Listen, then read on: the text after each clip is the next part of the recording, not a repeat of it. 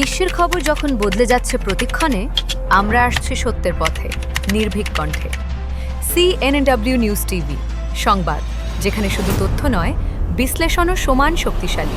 নয়াদিল্লি বলছে, বাংলাদেশ ও পাকিস্তানের মধ্যে JF-17 থান্ডার যুদ্ধবিমান ক্রয় সংক্রান্ত চলমান আলোচনা তারা গভীর নজরে রাখছে, কারণ এটি ভারতের জাতীয় নিরাপত্তার উপর প্রভাব ফেলতে পারে বলে মনে করছে। ভারতীয় পররাষ্ট্র মন্ত্রণালয়ের মুখপাত্র রণধীর জয়সওয়াল শুক্রবার 9 জানুয়ারি এক ব্রিফিংয়ে একথা জানান।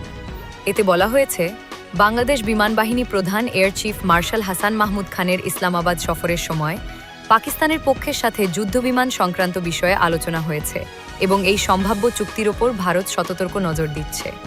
পাকিস্তান পাল্টা জবাবে স্পষ্ট করে দিয়েছে যে বাংলাদেশ পাকিস্তান প্রতিরক্ষা সহযোগিতা একটি সার্বভৌম বিষয় এবং তাতে ভারতকে হস্তক্ষেপ করার কোনো অধিকার নেই বলে তাদের পররাষ্ট্র মন্ত্রণালয়ের একটি কর্মকর্তার মন্তব্য এসেছে। এদিকে ভারত ঢাকা ও করাচির সরাসরি ফ্লাইট পুনরায় শুরু বিষয়ে জানিয়ে দিয়েছে, এই পরিকল্পনার জন্য ভারতের আকাশসীমা ব্যবহার করার ক্ষেত্রেও বিদ্যমান বিমান পরিষেবা চুক্তি অনুযায়ী ব্যবস্থা নেওয়া হবে।